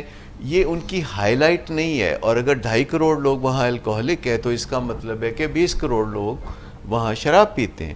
اب سوال یہاں آپ جو کر سکتے ہیں ویلڈ سوال وہ یہ کر سکتے ہیں کہ آخر ایک بندہ جو ڈرگز استعمال کرتا ہے یا الکوہل استعمال کرتا ہے, آپ اس کے ساتھ زندگی گزارتے ہوئے, اس کی قربت میں زندگی گزارتے ہوئے ان سیف کیوں ہیں؟ کیونکہ آپ اس کے ساتھ زندگی گزار رہے ہیں, ایک گھر میں اس کے ساتھ زندگی گزار رہے ہیں, یا ایک محلے میں, یا ایک کاروبار کی جگہ پہ, ورک پلیس پہ آپ زندگی گزار رہے ہیں, یا آپ کسی سرکاری دفتر میں ہیں, یا آپ یونیورسٹی میں ہیں. تو ایسا بندہ جو ڈرگ یوز کرتا ہے, یعنی سگریٹ, چرس, شراب اور آگے کیا کیا کچھ آپ اچھی طرح سے جانتے ہیں, تو آپ اس کے ساتھ ان سیف کیوں ہیں؟ مجھے یہ بتائیے کہ کیا آپ اگر ٹینس کے کھلاڑی ہیں تو آپ چاہیں گے کہ آپ کا جو مد مقابل ہے وہ پرفارمنس انہانسنگ ڈرگز استعمال کر کے آپ کے ساتھ ٹینس کا میچ کھیلے؟ سر ہم تو اس کا یورین چیک کرائیں گے, اور وہ اگر ڈوپ ٹیسٹ میں پازیٹیو آئے گا تو اس کو باہر نکال دیں گے. آپ اسے کیوں اجازت نہیں دیں گے کہ وہ انڈیو ایڈوانٹیج لے رہا ہے جس کی اس کا مطلب ہے کہ لیول پلینگ فیلڈ آپ چاہتے ہیں. بالکل. تو مجھے یہ بتائیے کہ ایک یونیورسٹی میں ایک اسٹوڈنٹ ریٹلین یا اسٹیمولینٹس استعمال کر کے امتحان سے کچھ پہلے اندھا دھند پڑھ کے اگر اول آتا ہے, اور آپ 7ویں نمبر پہ آتے ہیں کیونکہ آپ ڈرگز استعمال نہیں کرتے, تو کیا آپ پسند کریں گے کہ لوگ اس طرح اول آئیں اور آپ 7ویں نمبر پر آئیں محض اس وجہ سے کہ آپ ڈرگز استعمال نہیں کرتے؟ سر یہ تو بات آپ کی بالکل درست ہے کہ وہ, مگر جس طرح سے یہ میں اس طرف جا رہا ہوں کہ جو ایتھلیٹس یوز کرتے ہیں ڈرگز, بعد میں 10 ایئرز لیٹر 15 سال بعد, یا جو اسٹوڈنٹس یوز کرتے ہیں ریٹلین یا ریلیکسیشن کے لیے, حتیٰ کہ ڈاکٹر صاحب میں یہاں پہ تھوڑی سی ڈائگریس کروں گا, آپ جتنی سختی کر رہے ہیں نا سر, یہ بچے تھوڑا سا جا کے شیشہ پی لیتے ہیں. تھوڑا سا کیوں سر؟ وہ اس لیے ریلیکس کرنے کے لیے, سوشل نہیں, تھوڑا سا سوشل ہے سر, اپنے والدین کے ساتھ پیتے ہیں آرام سے. لڑکے لڑکیاں پی رہے ہوتے ہیں شیشہ, وچ از پروبیبلی انوکوس, اس میں کوئی ایسی نہیں. جو ہے گاؤں میں ایک پنچایت پریا لگی ہوتی ہے, اس نے حکا لگایا ہوتا ہے, بابا جی نے گڑ گڑ گڑ گڑ کر رہے ہوتے ہیں, وہ تھوڑا سا ریلیکس کرتے ہیں سر. دوسری طرف آپ سر یہ جو کہہ رہے ہیں ایڈوانٹیج مل جاتا ہے, تو ٹھیک ہے, اگر ایڈوانٹیج ہے وہ بعد میں پھر جا کے ان کو ہارٹ کے ویلوز خراب ہوتے ہیں جو اسٹیرائڈز وغیرہ یوز کرتے ہیں اور اس طرح کی پرفارمنس انہینسنگ ڈرگس. تو اجاز بھائی, جو لوگ ڈرگس یوز کرتے ہیں ضروری تو نہیں کہ آگے چل کے یہ یوزر ہی رہے. آگے چل کے ان کے جسم کا جو نظام ہے, ڈرگس کے پروسیسنگ کا جو نظام ہے, اگر وہ بگڑ جاتا ہے, چونکہ ایک جینیٹک فیکٹر ہوتا ہے کہ کچھ لوگ ڈرگز یوز کرتے ہیں تو آگے چل کے ان کے جسم میں ڈرگز کی پروسیسنگ کا نظام بگڑ جاتا ہے. یہ بالکل ویسے ہی ہے جیسے کچھ لوگ آگے چل کے کاربوہائیڈریٹ میٹابولزم ان کے جسم کے اندر جو ہے وہ خراب ہو جاتا ہے, تو ان کو پھر ہم کہتے ہیں ڈائبٹیز ہو گئی ہے. کچھ لوگوں کو کولیسٹرول ہائی ہو جاتا ہے, تو اس کا مطلب ہے کہ ان کو دل کی بیماری یا دل کے حملے کا, اٹیک کا سامنا ہوگا. رائٹ. سو جو لوگ بھی ڈرگز یوز کریں گے ان میں سے 10 سے 15% لوگ ایسے ہوں گے کہ جن کے جسم کا جو نظام ہے ڈرگ سے متعلقہ وہ خراب ہو جائے گا اور زہریلے مادے بننا شروع ہو جائیں گے. اب انہیں 2 چیزوں کا سامنا ہے کہ اگر وہ ڈرگ یوز کرتے ہیں تو وقتی طور پر انہیں وہی ڈرگ کا اثر ملتا ہے اور اچھا فیل ہوتا ہے, اور اگر وہ ڈرگ یوز نہیں کرتے کچھ گھنٹوں کے لیے تو پھر انہیں مشکلات کا سامنا ہوتا ہے. جن لوگوں کو الکوہلزم کا سامنا ہے, شام کو وہ شراب پیتے ہیں اور کچھ اچھا محسوس کرتے ہیں, پھر رات گئے وہ ڈرنک ہو جاتے ہیں, صبح وہ اٹھتے ہیں تو ان کو ہینگ اوور ہوتا ہے اور ان کا بہت برا حال ہوتا ہے, اور وہ کام کاج کے لائق نہیں ہوتے, اور اپنے آپ کو کسی طرح منتوں مرادوں سے وہ کام کاج کے لیے تیار کرتے ہیں, اور اس کے لیے ان کو پھر صبح بھی شراب پینی پڑتی ہے.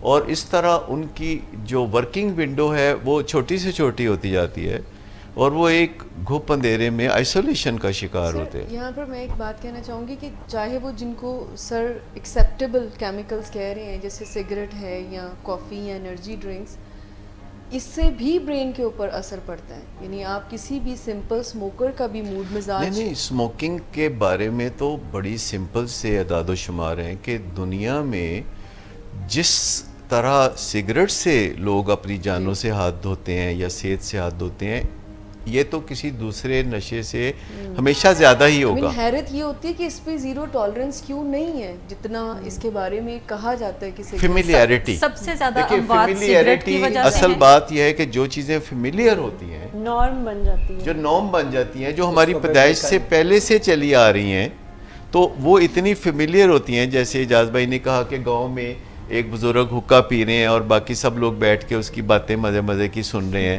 اور وہ کوئی بزرگ ہے, کوئی رشتہ دار ہے, تو جو چیزیں فیملیئر ہوتی ہیں ہمارا دماغ انہیں درست سمجھتا ہے. ہمارے دماغ کی فنکشننگ ایسے ہے کہ جو چیزیں ہم بار بار دیکھتے ہیں, ہمارا جیسے کسی آپ ہوائی جہاز میں بیٹھے ہیں, کوئی مسافر ساتھ بیٹھا ہے, تو آپ ہر 5 منٹ بعد اس کو دیکھ رہے ہیں, اور 2 گھنٹے کی فلائٹ کے بعد آپ اسے, اچھا آپ کیا نام ہے آپ کا, آپ کہاں سے آئے, تو جب وہ فیملیئر ہو جاتے ہیں بار بار دیکھنے کی وجہ سے, جیسے ٹرین میں بھی لوگ لاہور سے چلیں کراچی کی طرف تو ساہیوال میں جا کے وہ پکوڑے ایکسچینج کر رہے ہوتے ہیں, وہ لاہور میں نہیں کرتے. فیملیئرٹی ایک ٹریپ ہے. اگر ہمیں کوئی چیز فیملیئر نظر آتی ہے اور ہم سمجھتے ہیں کہ یہ ٹھیک ہوگی, تو یہ ایک پھندا بھی ہو سکتا ہے. سو یہ ہمیشہ ہمیں دیکھنا پڑے گا کہ جو زیرو ٹالرنس کی ہم بات کرتے ہیں, تو مجھے بتائیے کہ ایک یونیورسٹی اسٹوڈنٹ جو رات کو دیر تک جاگتا رہا اور صبح وہ یونیورسٹی بڑی مشکل سے وہ پہنچا, اور اب اس کا کلاس میں جانے کو دل نہیں کر رہا اور کیفیٹیریا میں جانے کو دل کر رہا ہے, لیکن کلاس میں بھی اس نے جانا ہے, تو کیا جو ڈرگز کا استعمال ہے کلاس میں جانے میں اس کی مدد کرے گا کہ نہیں؟ یس کرے گا. کر دے گا. اگر وہ چرس کا ایک سگریٹ پی کے آرام سے یا ریٹالن کی ایک گولی کھا کے وہ کلاس میں چلا جاتا ہے, پرفارمنس بہترین دیتی ہے, اور وہ Presentation بہترین بھی کر کے 1 آئے گا. گھنٹے میں پریزنٹیشن بھی کر لیتا ہے, کام بھی بہترین کر لیتا ہے, تو آپ مجھے بتائیے کہ امتحان میں چند دن رہ گئے ہیں اور پڑھنے کو دل بالکل نہیں کر رہا اور سارا سال بھی نہیں پڑھا تھا, تو اندھا دھند منشیات کا استعمال کر کے وہ بندہ امتحان پاس کر سکتا ہے کہ نہیں؟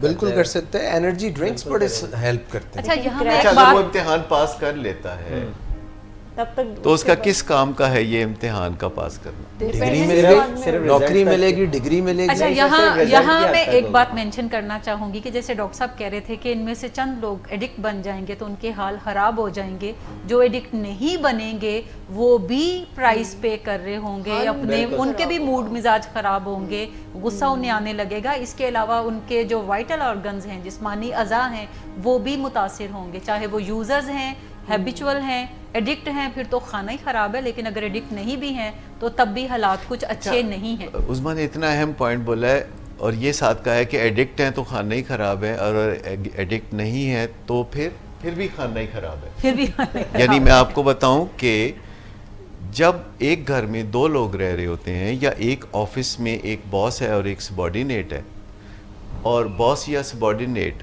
دونوں میں سے کوئی ڈرگ استعمال کرتا ہے اور اپنے موڈ اور مزاج کو وہ جب چاہیں بدل سکتا ہے, جب چاہیں وہ اپنے آپ کو انرجائز کر سکتا ہے, تو اس کے ساتھ کوپ کرنے میں آپ کو دشواری ہوگی. سر دونوں مل کے کر لینا, دونوں مل کے کریں گے تو پھر کام کون دھندا کرے گا؟ نہیں ہوگا, کام کون کرے پھر گا؟ کام دھندا نہیں ہوگا. لیکن میں آپ کو بتاؤں کہ ایسے باسز ہیں جو غلط ٹائم پر خود انرجائزڈ ہو جاتے ہیں, ایکٹیویٹ ہو جاتے ہیں, اور جب دوسرے لوگ تھک کے جن کا وہ تھک کے بیٹھے ہوتے ہیں اور جن کا آرام کا وقت آتا ہے, جیسے ایوننگز 2 بجے یا 2:30 بجے یا 3 بجے کوئی آتا ہے الکوہلک CEO اپنے کام پہ اپنے آپ کو بنا سنوار کے, اور اب وہ جو ہے اپر گیئر میں آ رہا ہے, اور شام ہوتے ہی اس کے 14 چراغ روشن ہو جاتے ہیں, تو اس کے سبارڈینیٹس اب گھر نہیں جا سکتے, وہ ڈیوٹی میں اوور ٹائم بیٹھنا ان کے لیے مینڈیٹری ہوگا,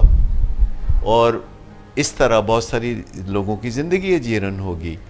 اسی طرح اگر آپ یوں سمجھیں کہ کوئی شخص اپنے موڈ کو بدل سکتا ہے تو آپ اس کا جوڑ نہیں ہیں, کیونکہ آپ کا موڈ نیچرلی ایک سبھاؤ کے ساتھ بہتا ہے, جبکہ دوسرا بندہ جب چاہے اپنے موڈ کو بدل سکتا ہے.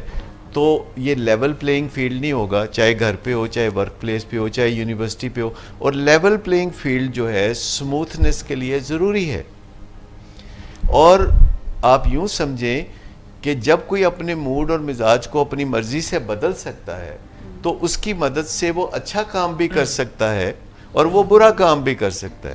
اگر تو وہ اچھا کام کرتا ہے تو فبیہا، لیکن اگر وہ برا کام کرتا ہے تو یہ بہت سے لوگ اس کی لپیٹ میں آ سکتے ہیں. اب انسانوں کے ساتھ دو چیزیں بڑی اہم ہیں جو کہ ان کے رویوں کو یعنی بیہیویئرز کو بنائیں گی. ایک خیال اور ایک ان کا موڈ. اور ان دونوں چیزوں کا ایک دوسرے کے ساتھ بھی بڑا گہرا تعلق ہے. ہمارا خیال ہمارے موڈ کو بدل دیتا ہے، ہمارا موڈ ہمارے خیال کو بدل دیتا ہے. بالکل. اور اگر ہم میں سے کوئی ڈرگز استعمال کرتا ہے تو اس کو اپنے خیال پہ تو قدرت نہیں ہوتی، پر اس کو اپنے موڈ پہ قدرت ہوتی ہے. اور جب وہ اپنے موڈ کو اونچا کر لیتا ہے، زبردست کر لیتا ہے، انرجائز کر لیتا ہے اور وہ ڈسیزن بڑی تیزی سے کرنے لگتا ہے تو ویلیوز یعنی جو خیال ہیں وہ پس پردہ چلے جاتے ہیں. اور ایسے لوگ جو کہ ماضی میں بہت اچھے کردار کے مالک دیکھے جاتے ہیں، جب ہم ان کے ڈرگز کے اور ایڈکشن کے زمانوں کو دیکھتے ہیں تو وہ سب قدروں کو بھول چکے ہوتے ہیں اور وہ کچھ بھی کر گزرتے ہیں اور اس کا اثر کسی پہ کچھ بھی ہو سکتا ہے. سو جیسے ہم یہ بات کر رہے ہیں، زیرو ٹالرنس کی بات کر رہے ہیں، تو میں آپ کو بتاؤں کہ اگر میں لوگوں کو دعوت دوں جو اس وقت مجھے دیکھ رہے ہیں اور ان کو میں کہوں کہ اگر آپ کے گھر میں کوئی ملازم سگریٹ پیتا ہے تو آپ اس کا یورین ٹیسٹ کروا کے دیکھیں فار آل دا ڈرگز، تو آپ کو حیرت ہوگی کہ ان میں سے 70% سگریٹ کے علاوہ چرس کا استعمال بھی کر رہے ہیں، چرس یا اوپیم. اور وہ ڈوسائل بن کے آپ کے سامنے پھرتے ہیں، وہ بہت نظریں جھکا کے آپ کے سامنے پھرتے ہیں، لیکن ان کے جو دماغ ہیں وہ وقتاً فوقتاً انرجائز ہو جاتے ہیں، ان کے خیالات وقتاً فوقتاً پٹری سے اتر سکتے ہیں اور آپ کے اہل خانہ یا آپ کے بچے ان کے ساتھ ہرگز محفوظ نہیں ہے. سر عامر یہاں پہ سوال کرنا چاہ رہے ہیں، میں سامنا بھی، اور میں یہ عرض کرتا چلوں کہ آپ نے ایسی رگ کو چھیڑ دیا ہے، ایسی نبض پہ ہاتھ رکھ دیا ہے جہاں پہ بہت تار ہلنے لگے. آپ دونوں کامنٹ کریں اپنا، پھر ڈاکٹر صاحب کے پاس جانے سے پہلے ایک کامنٹ میں بھی کروں. سر زیرو ٹالرنس کی ہم بات کر رہے ہیں. سر زیرو ٹالرنس سب کے لیے اپلائی کروانا کتنا مشکل ہوگا، کیونکہ جیسے ہم نے بات کی کہ اٹس ٹو ڈیفیکلٹ کہ زیرو ٹالرنس ہم دیکھیں کسی بھی جگہ پہ. اگر ابھی کوئی گورنمنٹ آرڈر کر دیتی ہے لیٹس سپوز کہ زیرو ٹالرنس یونیورسٹیز میں ہو جائے تو میرے خیال سے تو مسئلہ ہی کریٹ ہو جائے گا ہر کسی کے لیے، تو رولا ہی پڑ جائے گا وہاں پہ. اور زیرو ٹالرنس کیسے کریٹ کی جا سکتی ہے؟ سب سے پہلے تو اگر آپ کسی یونیورسٹی کے وائس چانسلر کے پاس جائیں اور اس کو یہ سوال آپ کرتے ہیں کہ کیا آپ کی یونیورسٹی میں ڈرگز کے لیے زیرو ٹالرنس ہے تو کیا جواب ملے گا؟ وہ کہیں گے ہاں بک میں لکھا ہوا ہے ہماری. جی. تو جب آپ کو کوئی بھی یہ نہیں کہے گا کہ ہماری یونیورسٹی میں ڈرگز کے لیے زیرو ٹالرنس نہیں ہے، سب یہی کہیں گے کہ زیرو ٹالرنس ہے. یہ اور بھی زیادہ تکلیف دہ صورتحال ہے. یعنی آپ کی یونیورسٹی میں ڈرگز کے لیے زیرو ٹالرنس نہیں ہے اور آپ یہ سمجھ رہے ہیں کہ آپ کی یونیورسٹی میں زیرو ٹالرنس ہے. اچھا، اس کے لیے پھر دنیا میں سسٹم موجود ہے. اگر آپ چاہتے ہیں کہ یونیورسٹی کو ڈرگ فری بنانا چاہتے ہیں آپ، تو آپ کسی کو تکلیف پہنچائے بغیر ایک systematic step by step program میں جا سکتے ہیں جس میں کسی کو تکلیف دیے بغیر، کسی کو رد عمل پہ مجبور کیے بغیر آپ ایک سسٹم بنا سکتے ہیں جس میں جو پڑھنے کے لیے یونیورسٹی جاتے ہیں وہ زیادہ سے زیادہ جمع ہوتے رہیں گے، اور جو ڈرگز کرنے کے لیے اور افیئرز چلانے کے لیے یونیورسٹی جاتے ہیں وہ سائیڈ لائن ہونا شروع ہو جائیں گے اور آپ کو خود کوئی بہت زیادہ اس میں تردد نہیں کرنا پڑے گا. آپ کا سسٹم جو ہے وہ چیزوں کو درست نہج پہ لے جانا شروع کر دے گا. سو زیرو ٹالرنس جب ہم کہتے ہیں تو اس کا مطلب چاروں طرف کوئی تلوار گھمانے کا نہیں ہے کہ آپ دوسرے لوگوں کو اپنی زندگی سے علیحدہ کر دیں گے یا دوسرے لوگوں سے جھگڑے کریں گے یا فساد کریں گے. یہ آپ کے اپنے اندر کی گہری سوچ ہے جسے ہم پیراڈائم کہتے ہیں. یہ آپ کا عقیدہ ہے. اگر آپ نے اس عقیدے کو پوری طرح دل میں بسا لیا ہے تو پھر آپ ایسے لوگوں کو گھر میں نہیں انوائٹ کریں گے جو آ کے سگریٹ پئیں. آپ ان سے باہر مل لیں گے. پھر آپ ایسے لوگوں سے زیادہ تعلقات کو فروغ دینا بھی نہیں چاہیں گے کہ جو سگریٹ یا شراب یا چرس کے شوقین ہیں. پھر آپ ایسے لوگوں سے میل ملاپ رکھیں گے. اگر آپ نے وزن کم کرنا ہے تو آپ ایسے لوگوں سے میل ملاپ تو نہیں رکھیں گے جو روزانہ ایم عالم روڈ پہ پائے جاتے ہیں یا کسی ریسٹورنٹ میں جاتے ہیں. پھر آپ ایسے لوگوں سے میل ملاپ رکھیں گے کہ جو زیادہ کھانے پینے کے شوقین نہیں ہیں. لیکن ایسا آپ اعلان نہیں کریں گے کہ دوسروں کو اس سے کوئی تکلیف پہنچے. آپ اپنی خاموش چوائسز سے اپنی زندگی کی راہیں تراشتے ہیں. سامنا نواز کے سوال سے پہلے سر میں یہ آپ سے کہنا چاہوں گا کہ آپ تو خود اتنے پیار سے اپنے جتنے بھی ڈرگ ایڈکٹس ہیں یا الکوہولک مریض ہیں ان کا علاج کرتے ہیں، تو آپ یہ ڈرگ کرنے والوں کے اتنے خلاف کیسے ہو گئے؟ نہیں، میں ڈرگ کرنے والوں کے خلاف نہیں ہوں. میری تو روزی روٹی بھی یہی ہے اور میرا پیشن بھی یہی ہے، میری خدمت بھی یہی ہے اور میرا پروفیشن بھی یہی ہے اور میری شہرت بھی یہی ہے. تو میں تو دل و جان سے، میں نے تو سب سے پہلے اپنے ہی ایک دوست کا علاج کیا تھا 40 سال پہلے، اور اس کا علاج کرنے کی وجہ سے پھر میں اس پروفیشن میں آیا. اور میرے ذہن میں تو وہی گمان آج بھی چل رہا ہے کہ جو بھی میرا پیشنٹ ہوتا ہے یا جس کا بھی میں علاج کرتا ہوں تو وہ میرا دوست ہوتا ہے. میں ان لوگوں کی بات کر رہا ہوں جنہوں نے مستقبل میں ہمارے معاشروں میں زندگیاں گزارنی ہے، یا میں ان لوگوں کی بات کر رہا ہوں کہ جو یہ خواہش مند ہے کہ ان کے خاندانوں میں سے ایڈکشن جو ہے اس کا خاتمہ ہو جائے، جن کے خاندانوں میں ٹریڈیشنلی نشے کا رجحان ہے. میں تو ان لوگوں کے لیے یہ بات کر رہا ہوں، میں تو یونیورسٹیوں کے لیے یہ بات کر رہا ہوں، میں تو ورک پلیس کے لیے، جیسے ہماری ورک پلیس ہے، آپ جانتے ہیں پاکستان میں لاہور، کراچی، اسلام آباد 10 جگہیں ہیں جہاں سینکڑوں لوگ کام کرتے ہیں اور ایک بھی بندہ سگریٹ نہیں پیتا، ڈرگز بھی استعمال نہیں کرتا اور بھی بری قباحتوں سے وہ دور رہتا ہے. تو یہ جو زیرو ٹالرنس کی پالیسی ہم نے سال پہلے 10 سال پہلے جو ہم نے اپنائی تھی، تو اس کا ثمر یہ ہے کہ جو لوگ بھی آتے ہیں وہ روٹین میں ان کے یورین ٹیسٹ ہوتے ہیں، جنہوں نے امپلائمنٹ کرنی ہوتی ہے ویلنگ بوائز میں یا صداقت کلینک میں یا ڈائبیٹکس انسٹیٹیوٹ میں.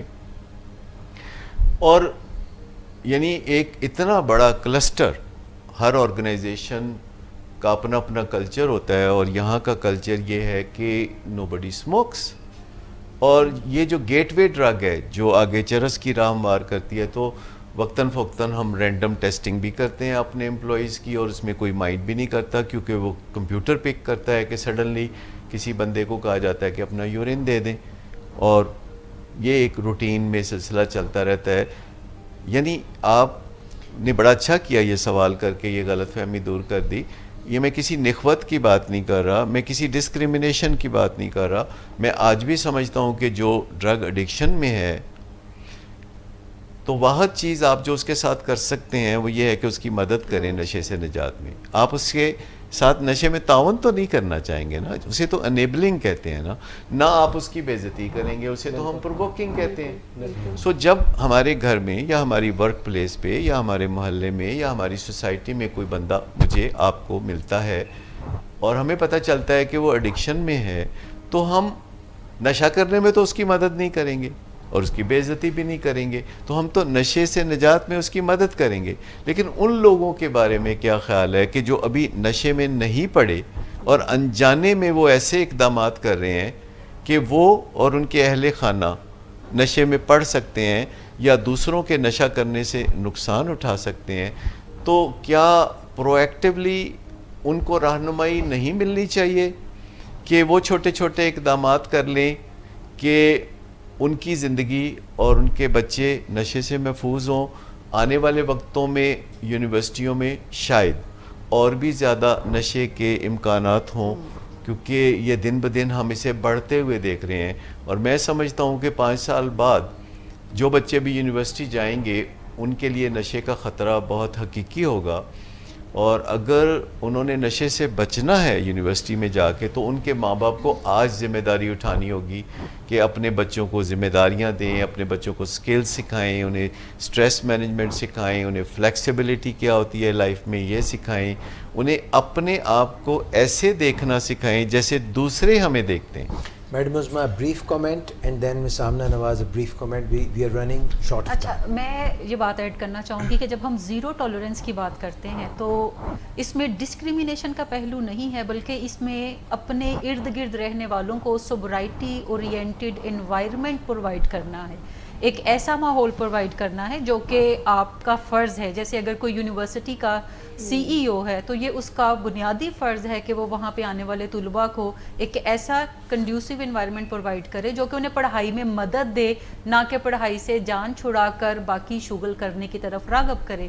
جب ہم گھر میں زیرو ٹالرنس کی بات کرتے ہیں تو اس کا مطلب ہے بطور والدین یہ ہماری ذمہ داری ہے کہ ہم اپنے بچوں کو ایک ایسا ماحول پرووائڈ کریں گھر کے اندر جو کہ انہیں زندگی میں بہتر چیزوں کی طرف لے کر جائے، بہتر فیصلے کرنے میں مدد دے اور ہیلدی لائف سٹائل کو اڈاپٹ کرنے میں مدد دے.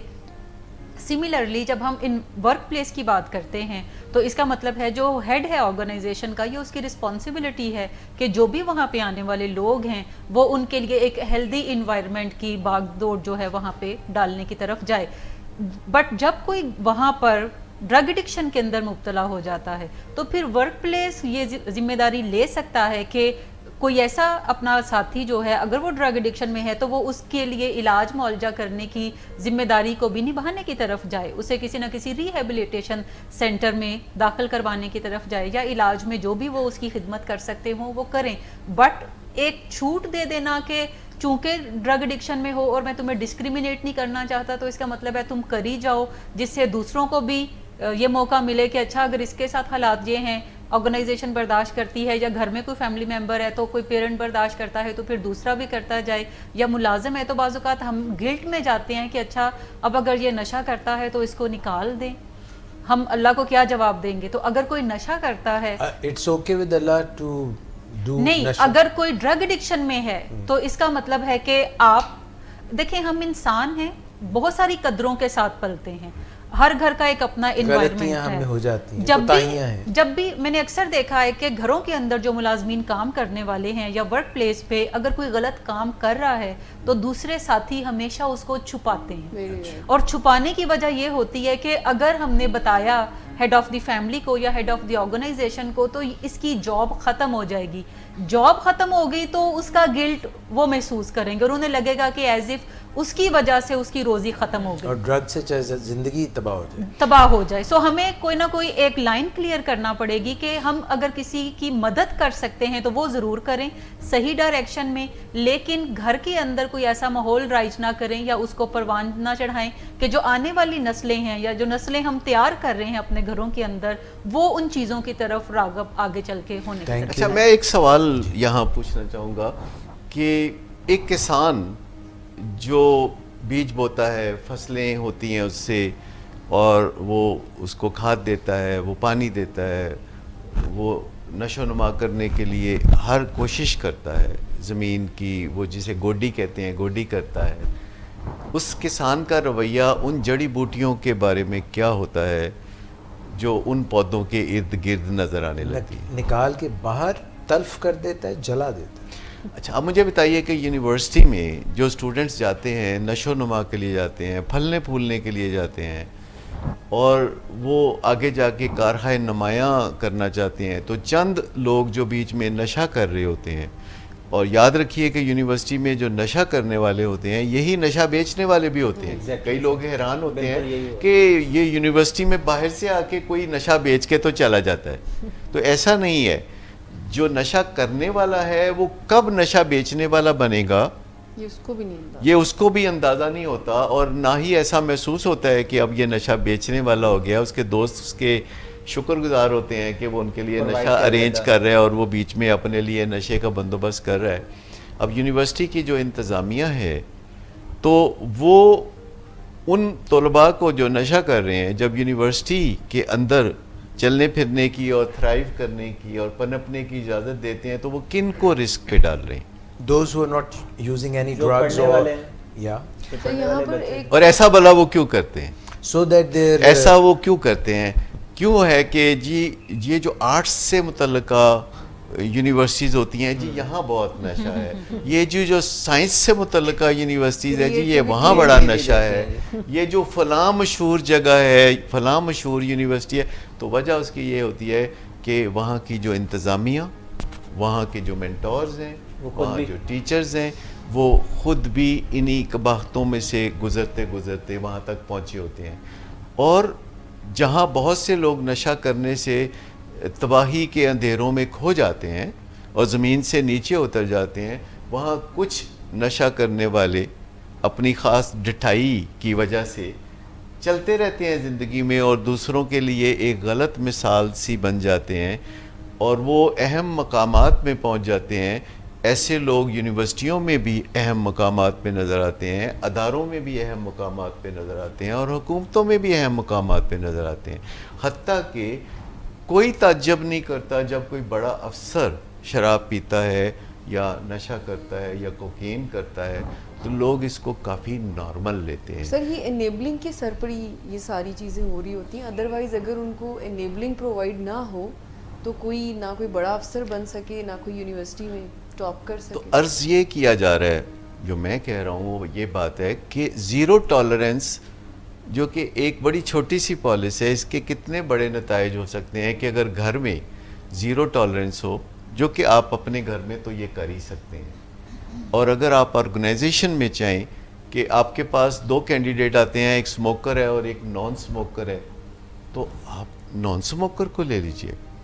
جب آپ کو پک اینڈ چوز کرنے کا موقع ملے، یونیورسٹی میں ایک لڑکی جیون ساتھی تلاش کر رہی ہے تو ایک سموکر ہے اور نشہ کرنے والا ہے اور دوسرا جو ہے نان سموکر ہے اور نشہ نہ کرنے والا اور پڑھائی کی طرف توجہ دینے والا ہے، تو وہ اس کو چن لیں.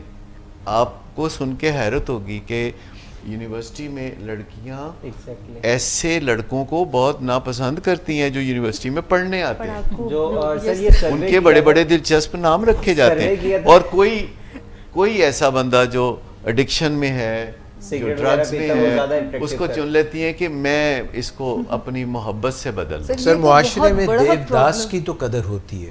میں سامنا نواز ایک بات اور میں کہوں گا، دیوداس کی قدر ذرا ہولڈ اٹ میں آپ کو بتاؤں کہ جو لڑکیاں یہ سمجھتی ہیں کہ وہ اپنی محبت سے لوگوں کو بدل لیں گی تو ان کو دوبارہ سوچنے کی ضرورت ہے کہ ایسا نہیں ہو سکتا. اور جو لڑکے یہ سمجھتے ہیں کہ وہ کسی لڑکی کو اپنے غصے سے بدل لیں گے تو ان کو بھی یہ غلط فہمی دور کر لینی چاہیے.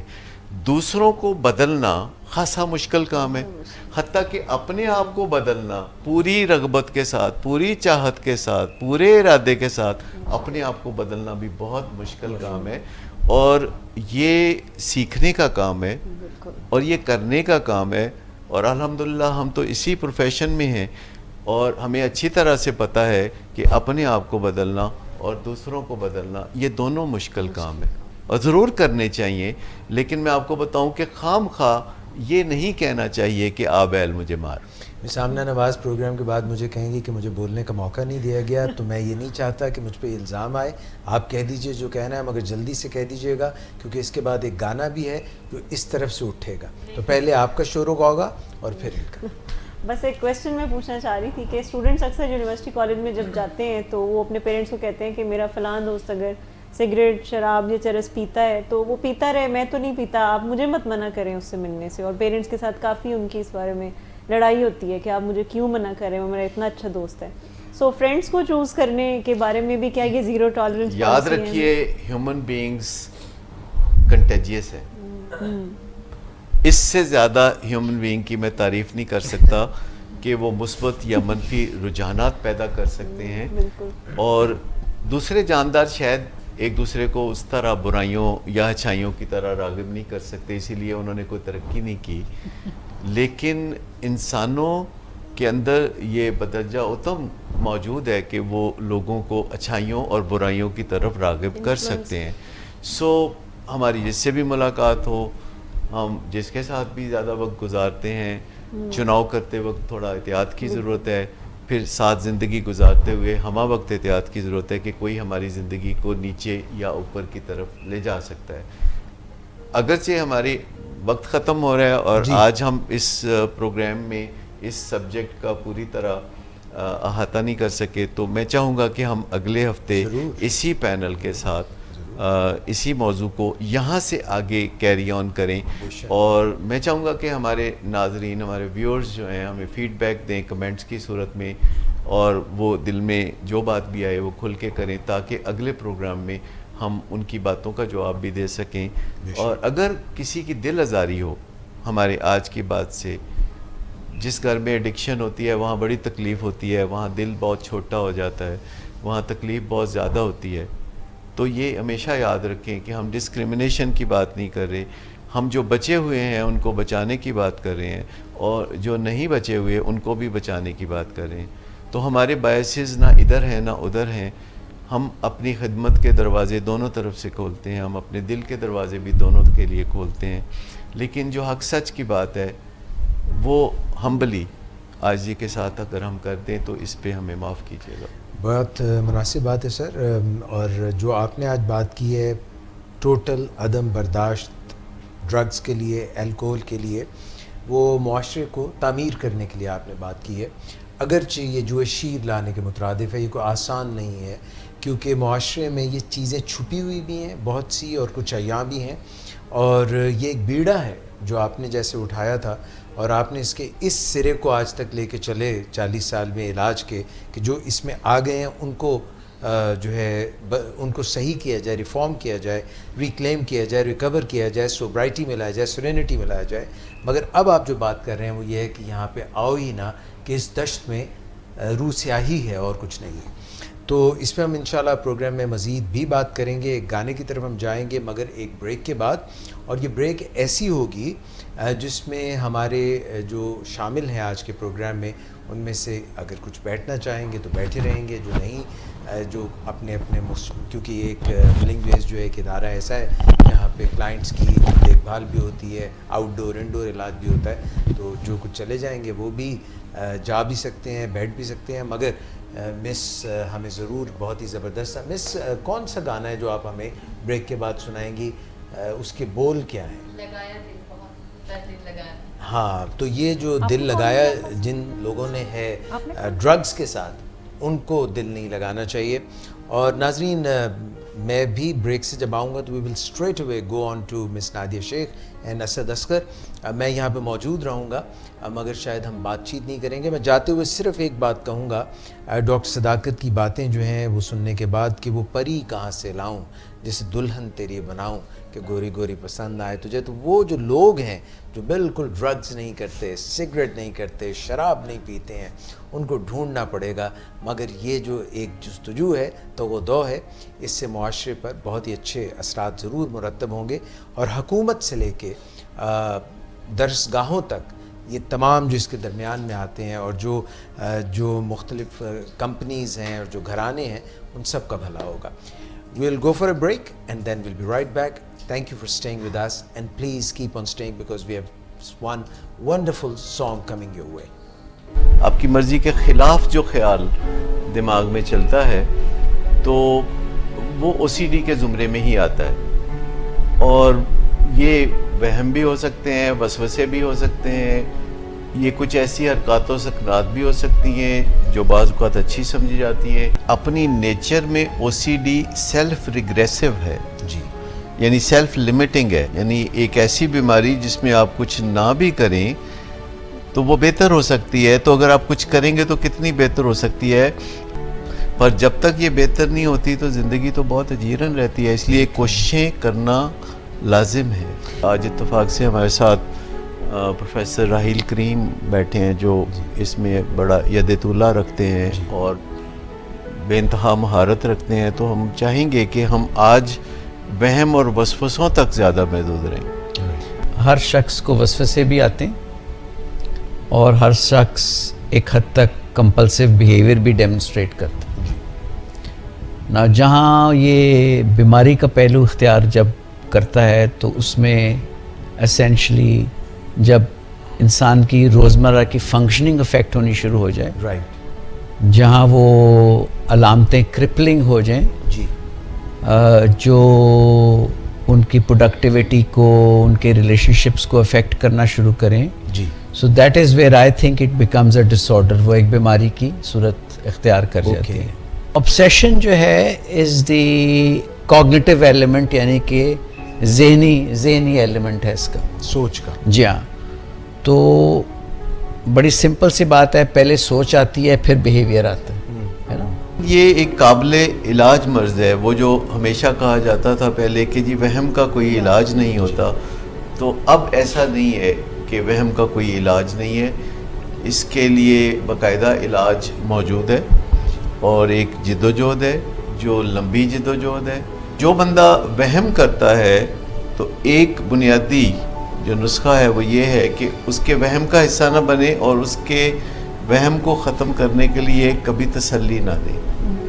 आपकी मर्ज़ी के ख़िलाफ़ जो ख्याल दिमाग में चलता है तो वो OCD के ज़ुमरे में ही आता है, और ये वहम भी हो सकते हैं, वसवसे भी हो सकते हैं, ये कुछ ऐसी हरकत व सकनात भी हो सकती हैं जो बाज़ औक़ात अच्छी समझी जाती हैं। अपनी नेचर में OCD सेल्फ रिग्रेसिव है जी, यानी सेल्फ लिमिटिंग है, यानी एक ऐसी बीमारी जिसमें आप कुछ ना भी करें तो वो बेहतर हो सकती है, तो अगर आप कुछ करेंगे तो कितनी बेहतर हो सकती है, पर जब तक ये बेहतर नहीं होती तो ज़िंदगी तो बहुत अजीरन रहती है। इसलिए कोशिशें करना लाजिम है।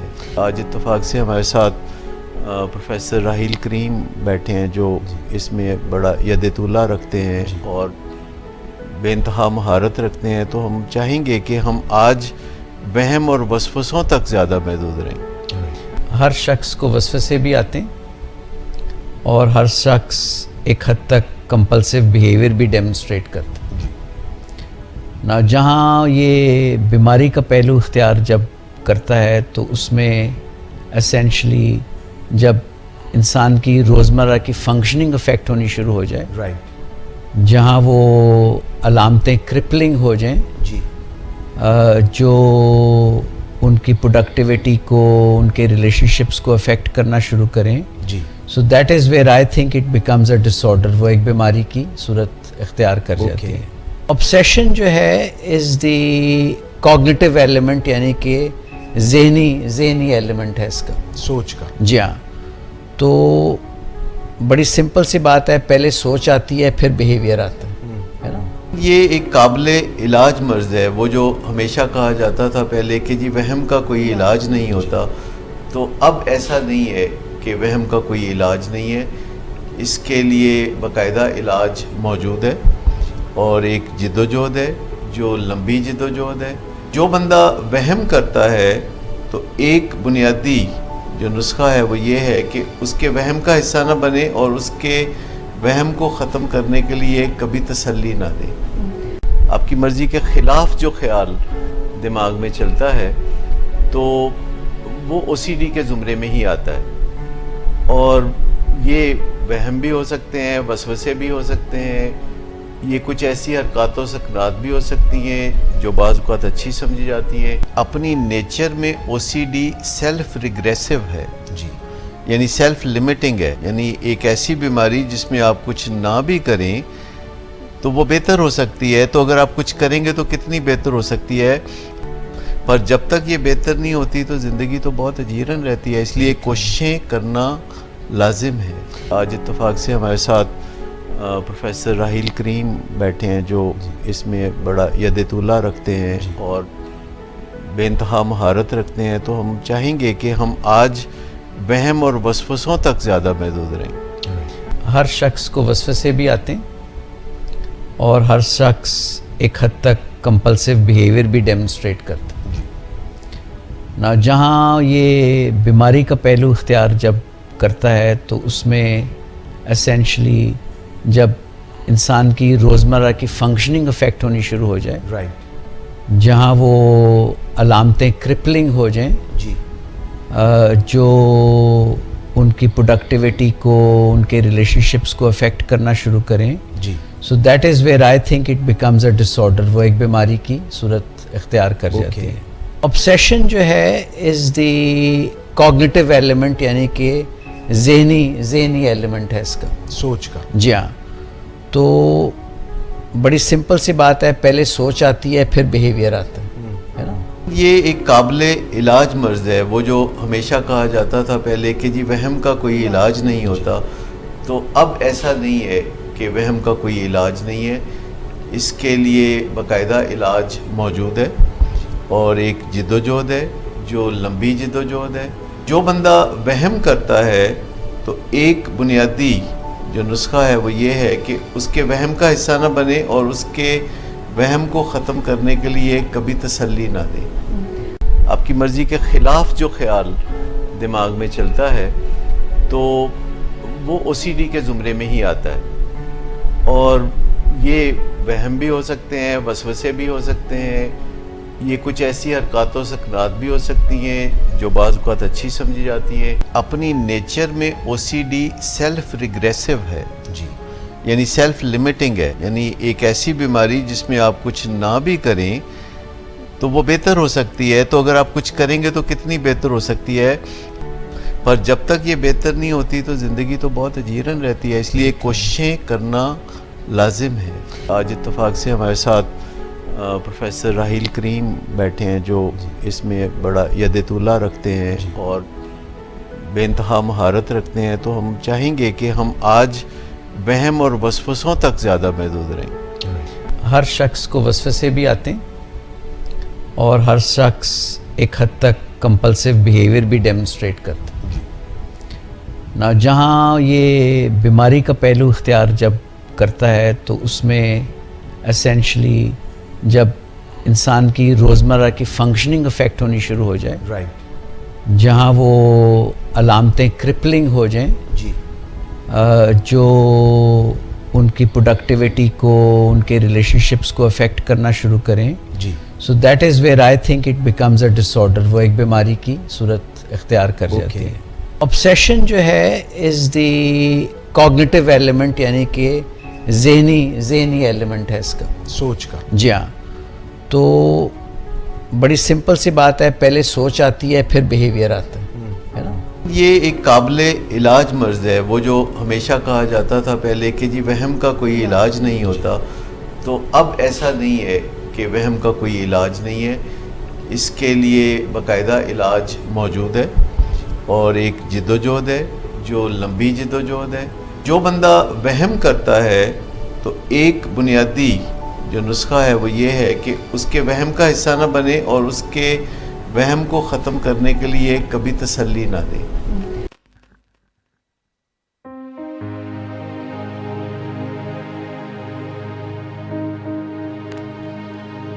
लगाया दिल बहुत पर दिल लगा नहीं, लगाया दिल बहुत पर दिल लगा नहीं, तेरे जैसा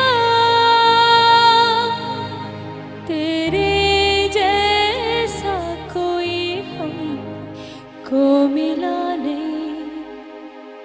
लगाया दिल बहुत पर दिल लगा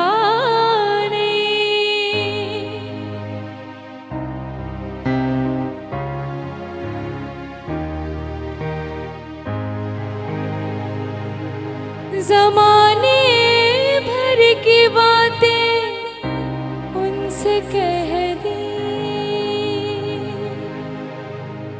ज़माने भर की बातें उनसे कह दी, जो कहना चाहिए था वो कहा नहीं, जो कहना चाहिए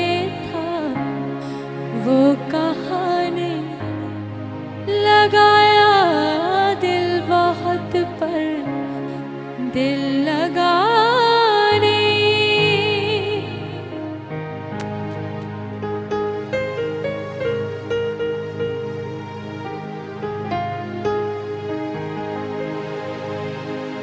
वो मुझको लग रहा था प्यार मेरा, वो मुझको लग रहा था प्यार मेरा, जैसा लग रहा था वैसा था नहीं, वो जैसा लग रहा था वैसा था नहीं। तेरे जैसा कोई हमको मिला नहीं। लगाया दिल बहुत पर दिल लगाने।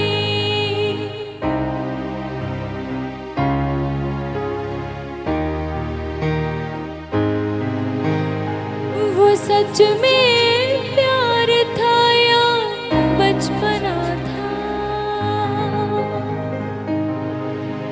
वो सच में प्यार था या बचपना था।